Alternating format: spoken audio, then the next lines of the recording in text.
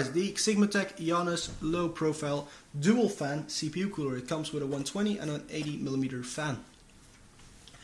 Works with Intel's i3, i5 and i7, even though I guess i7 is pushing it a little. But it should work. On here we get unreadable text because my camera won't focus. So it's got this dual black and orange fan. The bottom is hasn't got anything on there. On the side you get another product picture, more explanation about it, and stuff in different languages. We already had it in English before, so I don't have to go over that. Where did I put my unboxing knife? Because it's sealed. I'm hugging the tripod here, so I'm probably going to kick it in a bit. There we go. And we can now open it. This thing is really small. Piece of paper. I guess that's for your warranty or something. Instruction manual. We're gonna do the installation on camera, so you guys don't need to see that. The low profile 120mm fan, braided cable, rubberized braided cable. Love those. What else is in here? We also get the heatsink itself with the 80mm fan, not mounted because I guess they couldn't be bothered with it. It's quite a tin thingy, but you got these 6 heat pipes, so should be sufficient for cooling what we have planned for it. You also get, I'm just gonna open the bag here, and inside the bag are more bags. So you get these fan brackets. Come on, for crying out loud, camera, just focus, will you? Okay. Alright, so we have the Intel brackets, the AMD brackets. Have I actually taught you guys what platforms it actually works on? I don't think I have. Reading the box, okay. Oh, specifications, I didn't go over that. So it's a copper material, base material, got aluminum alloy fins. Get these rust-proof plating, 6mm heat pipes, you got 6 of them. So it's 120 by 120 by 15 and 80 by 80. So these are the fans.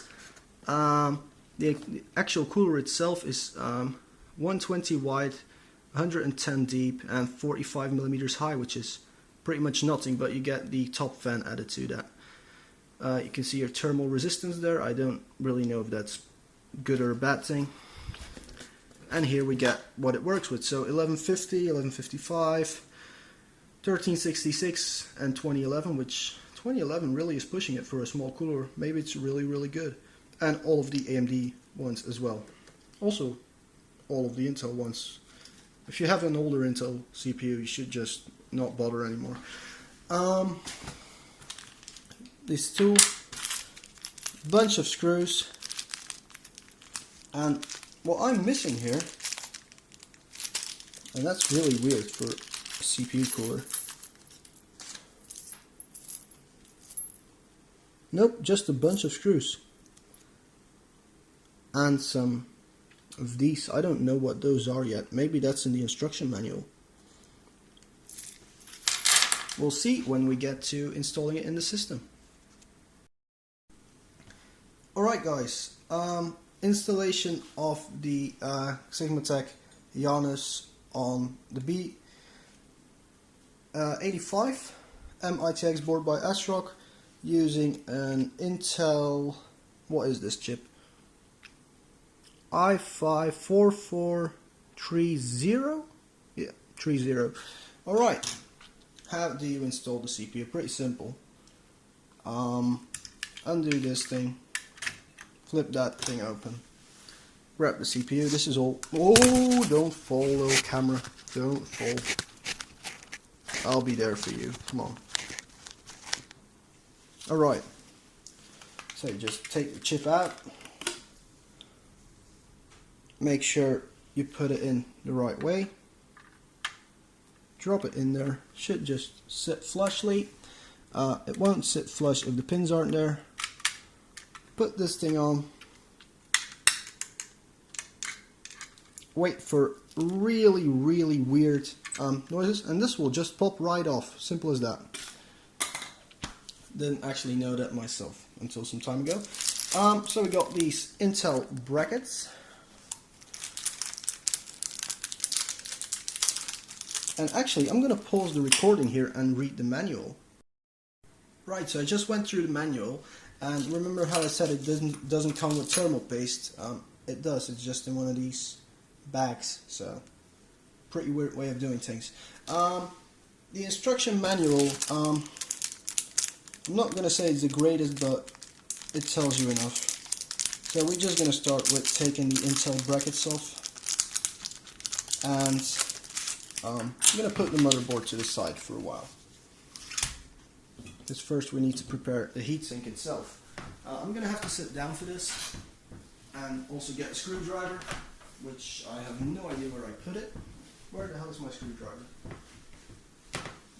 Stay with me, this might take a while.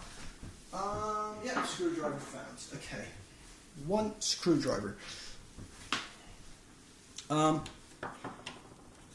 brackets are completely flat, so I guess it doesn't really matter what direction you put them in. Pretty simple. There's thread in the copper contact block, and there's no thread on the other thingies. I guess you're gonna take these tiny ass little screws. Be horrified as your camera flickers, and you hope you can get that fixed with the software, but you probably can't. So sorry for poor image quality, guys. If any of you has some tips on what new camera to get, because I did promise I would get you guys new cameras. And also, there is a site. So one of these sites are chamfered, and I am going to kill my camera one day. And then this will sit completely flush. Alright. Try not to touch the content plate, because I don't care how clean your hands are, but you will make the contact plate slightly greasy, therefore less efficient. Also, the back is my brown paper I pasted on there is coming off. So that's one side. Now it's just repeating the job really, so insert the other tiny ass little screws.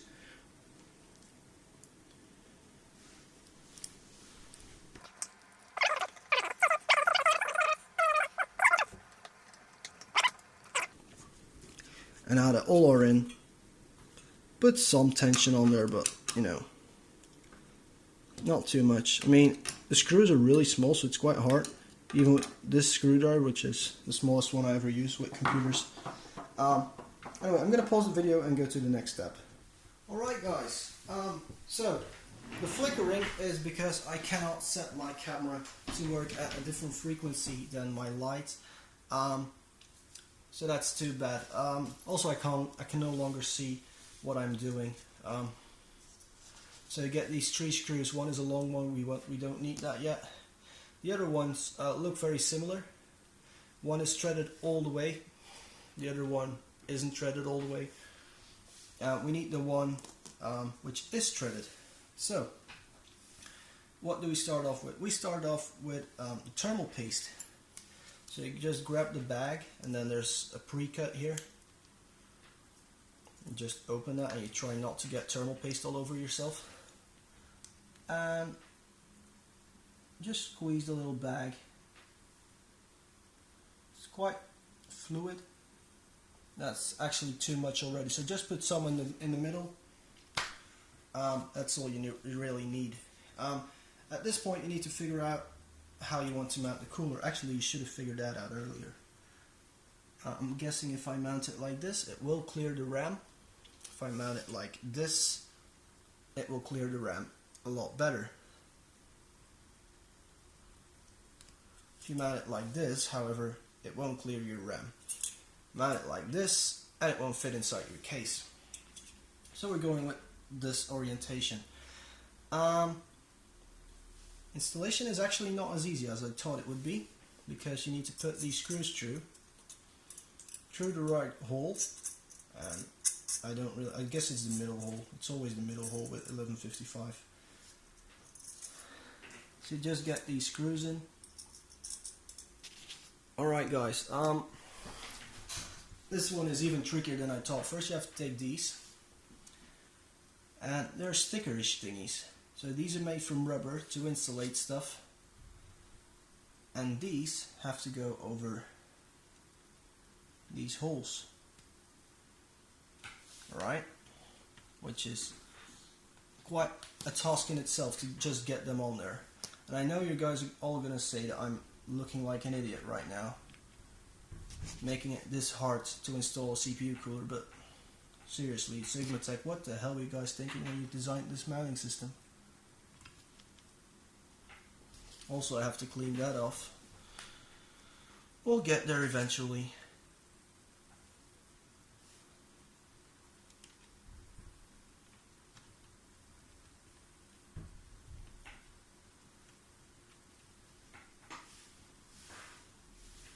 And then we repeat the process on the back.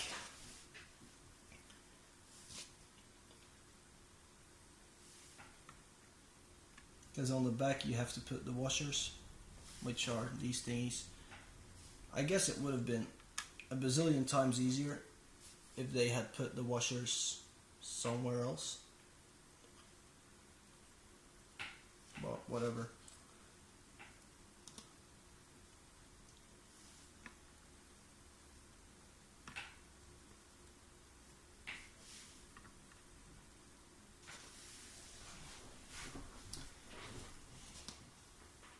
Hopefully the camera is still working. I'm just going to check that. Right now, is the camera still working? Yep, camera is still working. Okay, great. I'm going to have to edit this clip like my life depends on it, really. But this you do, but now we have these, and I honestly don't get the way you have to mount this thing, guys. So took out the giant instruction thing.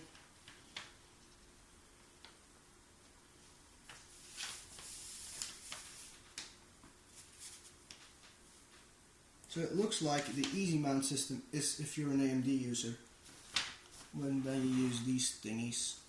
And if you're an Intel user, you have to use the normal standoffs. I know these are the normal standoffs, these are the easy ones. Okay. Their instruction manual is not the best, let's just put it that way.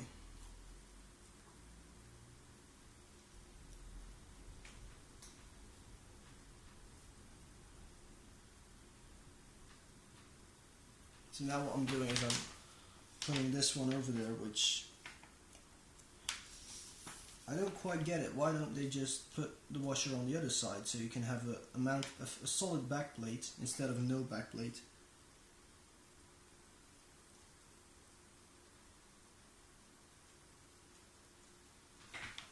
Does it come with a backplate? No, it doesn't. Okay, so the instructions are killing me, guys. Sorry for that. I'm gonna fast forward this.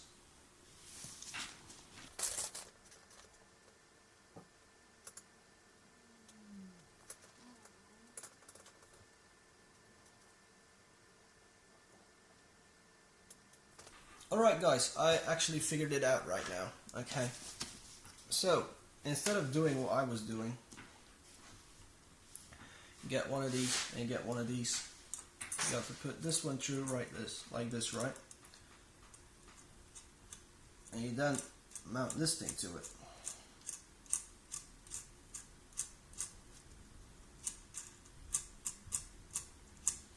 And when you do this, it won't actually get out of there anymore, which I guess is really, really helpful. So I'm just going to fast forward this. as I go along.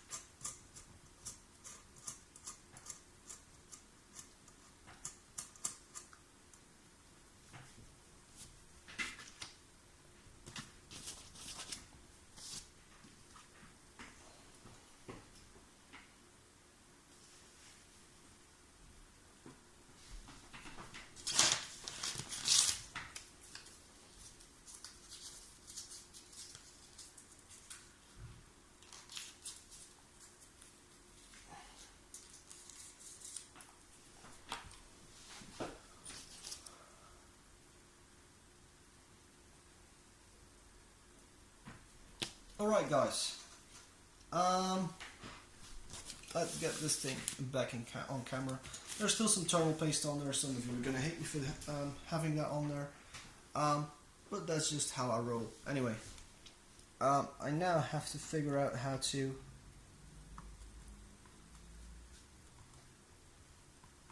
get these things to align,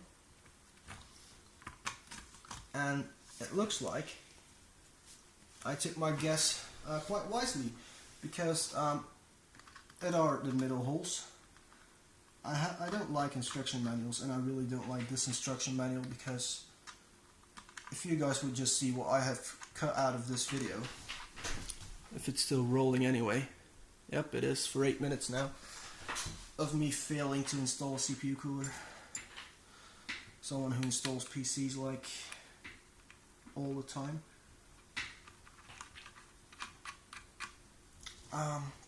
Might not even be on there correctly, because I'm doing this upside down, so that makes it quite hard, doesn't it? At least it comes with a tool. So cross these. Try not to scratch the PCB all the time. PCB is quite sticky on this motherboard. Maybe it's my hands, but probably the PCB. Alright. Not too tight, because, you know, we've seen what everything looked like, and all that's separating these metal screws from the PCB is a tiny piece of rubber which you have to peel off of a paper. But this is now our installed CPU. From here on, the next step is fan installation. I'm going to start off with the 80mm fan, but actually, just going to take a look at this.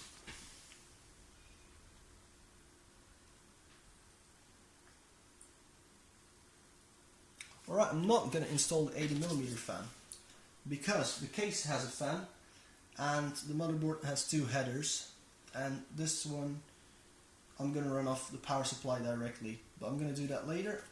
Actually, I'm not going to install this one at all. It's an 80mm fan. It's going to be loud. Anyway, So where is that 120mm fan? It is here. If this one's too loud, I'll just put a Be Quiet fan on there because they're brilliant. So we're gonna install it so that it one has very little cable visible. I guess like so, and then this thing can go on here. That's gonna fit, great. Okay, and then all you need are these. Which screws do we need? Alright guys, so the instruction manual is letting me down once again. I'm guessing we're using these now because they seem the right length. The instruction manual doesn't differentiate between the threaded ones and the non-threaded ones, so I guess if you buy it with threads, it's like an updated version. But you know, installing a CPU core is just 4 screws. Well, putting the fan on there at least. So it's not exactly rocket science, is it?